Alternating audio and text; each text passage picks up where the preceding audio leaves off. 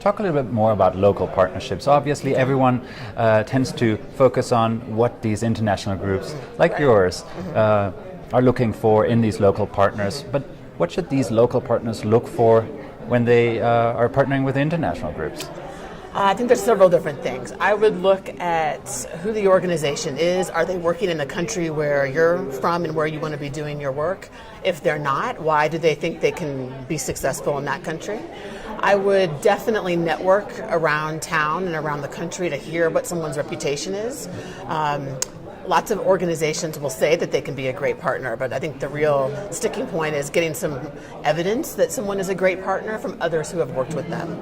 And I think that's one reason why being networked is so important, no matter who you are in any business, let alone the international development platform, because you have to be connected to know what's really going on with someone's reputation to decide if they're a good partner for you or not. How do you network though in a place where there's just not so many live networking opportunities? We're here at the DevEx Forum, and that seems to be one of the only opportunities for groups internationally and locally to come together. So if DevEx is not here, if there's no DevEx Forum, where do people go? How do they network? I think you need to stay on top of what organizations are funding, and a lot of organizations put information online. So you can get a sense of, if you're a health organization and you do work in malaria, what organization or organizations are working in that space in your country. I can almost guarantee you're going to find, 5 to 10 organizations. So you want to identify who they are, who are the people within those organizations, and start to meet them individually. I don't think you have to wait for a big networking event in order to network. That's something you do in a coffee shop, in someone's office, in all kinds of environments. So I would think it's really important to be proactive and to kind of nurture those relationships over time.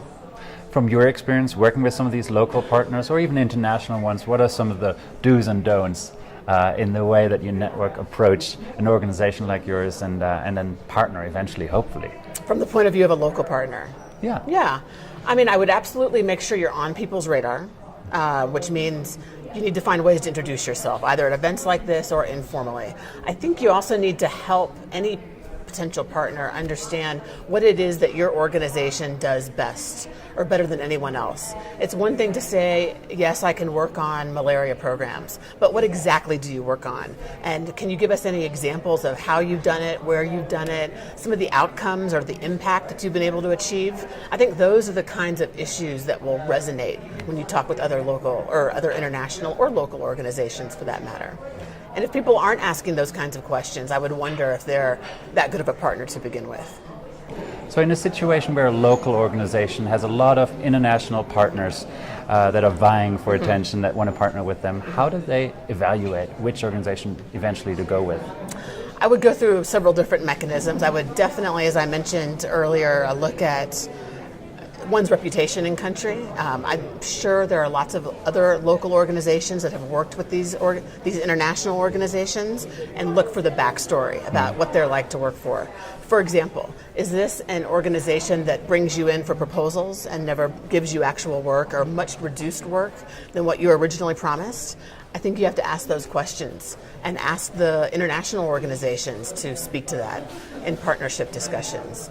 I would also look and see what kind of scope of work or activities that the international organization is asking you to do. Is it something in line with what you're really good at, something you want to be doing? Is it something you think you can contribute to?